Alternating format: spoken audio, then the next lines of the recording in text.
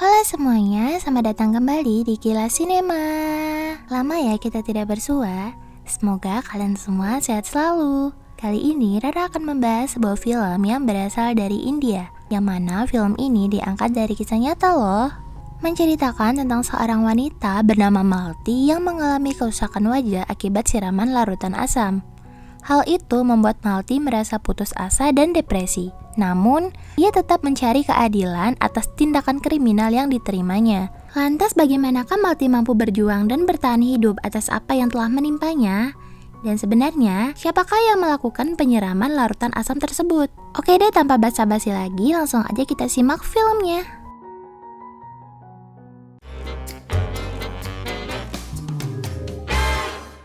Film diawali dengan memperlihatkan situasi demo yang ricuh di kota New Delhi pada tahun 2012. Disebabkan karena adanya kasus pemerkosaan yang terjadi pada seorang mahasiswi kedokteran. Para masyarakat menuntut hukuman gantung bagi pelaku. Di tengah kericuhan itu, seorang reporter bernama Alka bertemu dengan Amol, yaitu seorang pencipta yayasan untuk para survivor serangan asam. Alka memberitahu jika ia mendengar sebuah kabar tentang wanita bernama Malti, yaitu seorang survivor yang berjuang terhadap larangan penjualan asam. Amoy pun tertarik dan ingin bertemu dengan Malti. Kemudian Alka mulai mencari dan bertanya tentang di mana keberadaan Malti. Sampai di suatu hari, ia berhasil bertemu dengan Bibi Sazes yang merupakan bibi dari Malti. Namun saat itu, Malti beserta ibunya tengah berada di rumah sakit karena adiknya Rohit mengalami tuberkulosis dan harus dirawat. Selain itu, mereka juga tengah mengalami krisis keuangan. Bibi Sazes pun menghubungi Malti dan memberitahu tentang Alka yang ingin mewawancarai dirinya. Kesulitan ekonomi yang dialami oleh keluarga Malti memaksa dirinya melamar pekerjaan di berbagai tempat, seperti di salon dan restoran cepat saji. Namun tak satu pun yang mau menerimanya. Singkat cerita, Alka dan Malti bertemu. Alka mewawancarai Malti beberapa pertanyaan. Namun, wawancara itu hanya sebentar saja, sebab Malti mengatakan jika ia ada janji wawancara kerja sore itu. Mendengar hal itu, Alka pun menawarkan pekerjaan kepada Malti dan memberikannya sebuah kartu nama milik Amoy, pemilik yayasan survivor serangan asam. Pada keesokan harinya, Malti pun mencoba untuk menelpon Amol dan menanyakan mengenai lowongan pekerjaan di yayasan miliknya. Setelah berbincang beberapa waktu, akhirnya Amol pun meminta Malti untuk datang ke yayasannya esok hari. Setelah beberapa minggu Malti bekerja di yayasan tersebut, kembali terjadi kasus penyiraman larutan asam terhadap seorang siswi. Jadi, Amol beserta rekan-rekannya mendatangi rumah siswi tersebut. Kedua orang tuanya menceritakan mengenai kronologi terjadinya peristiwa itu. Penyebabnya sebenarnya hanya masalah sepele saja, karena anak itu mengajak untuk berteman. Namun anak mereka menolak dan tidak memperdulikannya. Nah girls, kita harus hati-hati ya, jadi kita jangan terlalu sombong kalau ada orang yang ingin berteman sama kita. Tapi kita harus tetap waspada. Nah, Malti yang telah mendengar cerita itu, kembali mengingat peristiwa yang menimpa dirinya beberapa tahun yang lalu. Pada tahun 2005, saat Malti sedang berjalan seorang diri di pasar, tiba-tiba ia disiram dengan air keras oleh seseorang. Hal itu menyebabkan sebagian wajah dan juga tubuhnya mengalami kerusakan yang sangat parah. Nah, tapi untungnya ada seorang pria tua yang kebetulan berada tak jauh dari Malti. Ia segera menolong dan mengucurkan air mineral ke wajahnya. Malti berteriak kesakitan dan segera dibawa ke rumah sakit. Kemudian, seluruh anggota keluarga Malti datang menuju rumah sakit dan melihat kondisi Malti yang sangat memprihatinkan. Tak lama setelah itu, datanglah beberapa orang polisi yang ingin meminta keterangan lebih lanjut kepada Malti. Pada awalnya dokter belum mengizinkan karena kondisi Malti belum memungkinkan. Namun tiba-tiba, Malti mengucapkan kata sepeda dan juga selendang biru. Selang beberapa waktu, terdengar suara telepon yang berdering. Kemudian, polisi pun mengambil telepon itu dan ternyata itu adalah telepon milik Malti. Polisi bergegas menuju TKP dan mencari barang bukti lain di tempat kejadian. Sementara itu, di rumah sakit, Malti dijenguk oleh keluarganya yang bernama Babu, beserta ibunya dan adik perempuannya. Polisi pada saat itu sedang meminta keterangan dari ayah Malti mengenai di manakah Malti bersekolah. Polisi juga menanyakan mengenai isi telepon Malti yang berisi banyak sekali chat dari pria-pria. Pihak kepolisian mulai mencatat nama-nama pria yang ada di telepon tersebut, dan kemudian memutuskan untuk mendatangi mereka satu persatu dan menangkapnya. Salah satu dari beberapa pria itu bernama Rajesh yang merupakan kekasih Malti. Rajesh dijemput paksa oleh pihak kepolisian ketika ia tengah berada di rumahnya. Sang ibu yang melihat kejadian itu pun langsung membela anaknya. Namun malang karena pada saat itu sang ibu tengah mengenakan selendang atau shawl berwarna biru. Akhirnya ibu Rajesh pun ikut dibawa ke kantor polisi. Namun berdasarkan keterangan yang diberikan oleh Malti, ternyata ibunya Rajesh bukanlah pelakunya.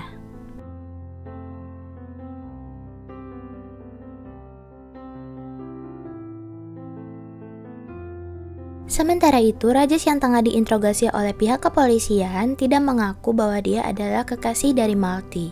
Rajesh pun menyebutkan sebuah nama yang patut dicurigai oleh pihak kepolisian, yaitu Babu, sepupu dari Malti.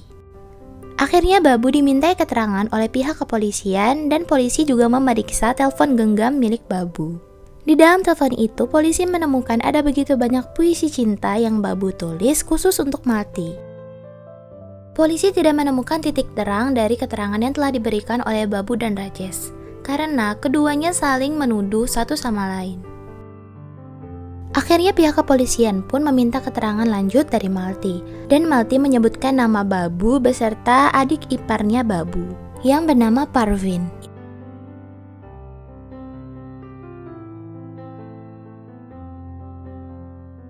Tak perlu waktu lama, polisi segera menangkap Babu di tempat kerjanya. Polisi pun meminta Babu untuk menunjukkan di manakah ia menyembunyikan atau membuang barang bukti atas tindakan kejahatan yang ia lakukan. Saat Parvin ditangkap di kediamannya, ia mencoba untuk melarikan diri, namun sayang polisi berhasil menangkap dirinya.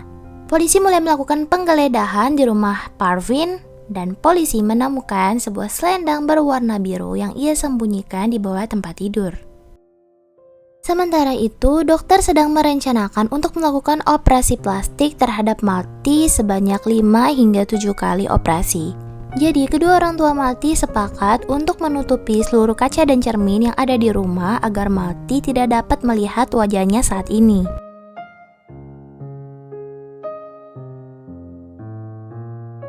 Namun, pada suatu malam Malti terbangun dari tidurnya.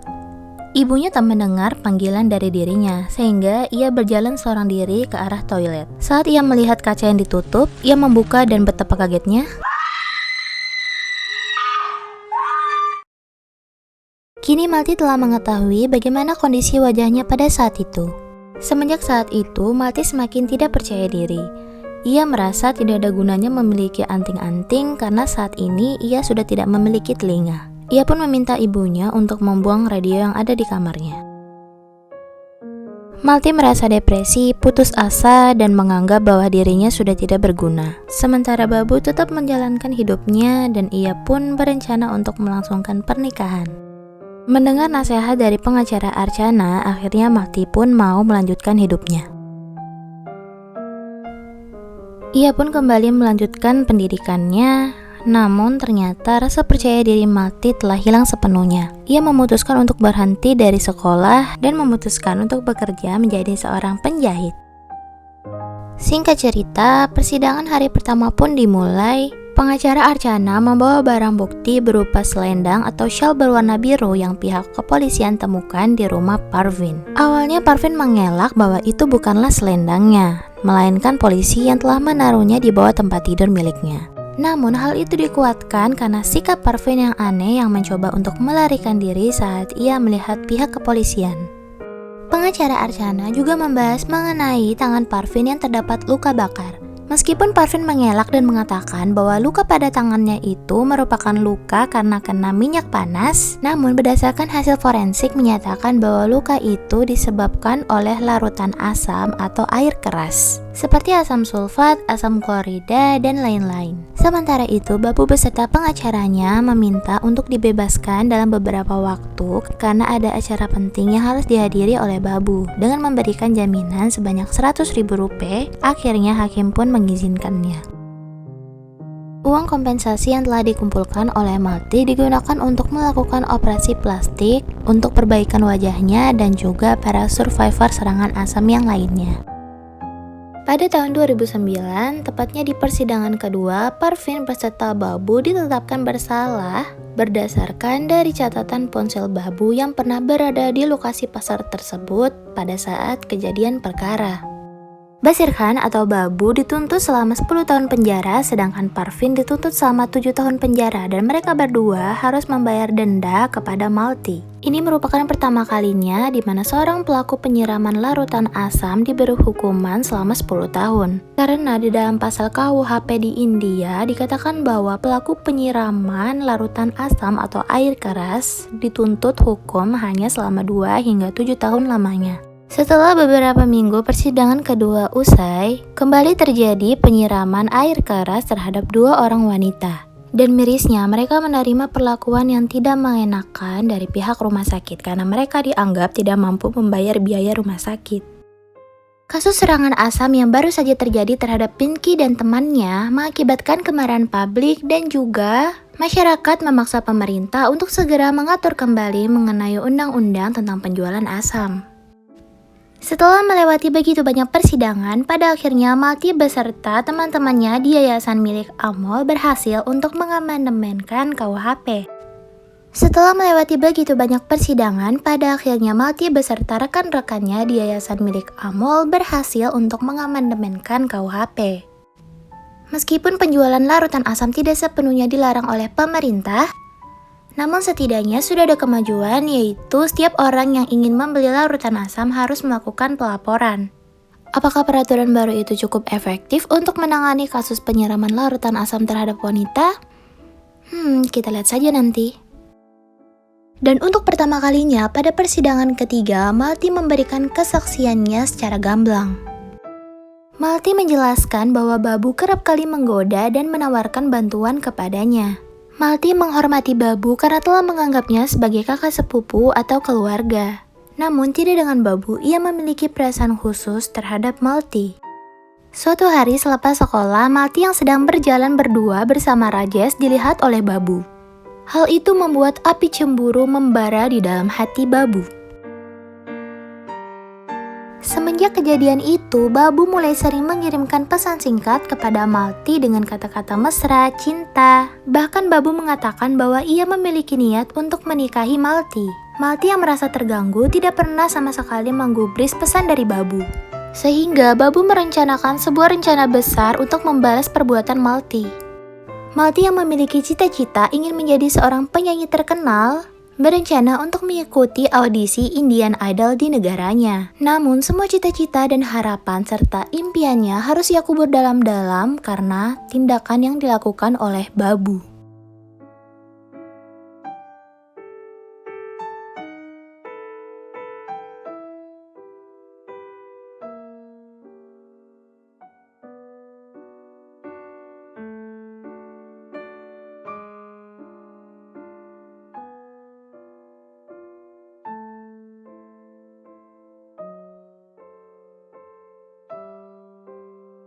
Sebelum Parvin dan Babu mencoba untuk pergi, ternyata Malti sempat untuk melihat ke arah mereka dan berhasil mengenali bahwa orang itu adalah Babu. Karena Malti merupakan saksi utama yang ada di tempat kejadian, sehingga hakim menjatuhkan hukuman selama 10 tahun penjara terhadap Babu dan selama 7 tahun penjara terhadap Parvin. Tapi tunggu dulu, apa kalian berpikir bahwa film ini akan berakhir dengan happy ending? Tidak, kalian semua salah. Pada tahun 2013 masih terjadi kasus penyiraman larutan asam terhadap wanita sebanyak 113 kasus. Pada tahun 2017 terjadi sebanyak 252 kasus penyiraman larutan asam terhadap wanita. Serangan terbaru terjadi pada 7 Desember tahun 2019 di Muzaffarnagar pada seorang wanita yang akan melangsungkan pernikahan. Dan meskipun ada peningkatan serangan terhadap para perempuan di India menggunakan air keras, bahan kimia tersebut masih dijual bebas karena biasa dibeli oleh masyarakat sebagai pembersih toilet. Dan negara India tidak dapat berbuat apa-apa terhadap hal itu. Nah, sedangkan kisah nyata yang diceritakan dalam film ini dialami oleh Lakshmi Agarwal yang saat itu masih di bawah umur. di mana ia diserang menggunakan larutan asam oleh ketiga pria di New Delhi. Sebab Laksmi menolak untuk menikahi Nadim Khan alias Guddu, salah satu dari ketiga pria itu. Dan Laksmi Agarwal adalah orang yang mempelopori gerakan untuk melarang penjualan asam di India. Seperti yang kita ketahui, kasus seperti ini telah banyak terjadi di India. Sudah ada ratusan perempuan di India yang menjadi sasaran korban kekerasan serangan larutan asam yang menyebabkan muka mereka rusak parah dan masa depan mereka hancur begitu saja. Nah, dengan adanya film ini, sosok Laksmi bisa menjadi inspirasi dan panutan perempuan di dunia untuk bangkit setelah hal buruk menimpa hidup kita. Dan hidup harus terus berjalan. Oke, kalau gitu sekian dulu pembahasan film kali ini. Semoga setidaknya ada sedikit pembelajaran yang bisa kita petik dari film Capak 2020 ini.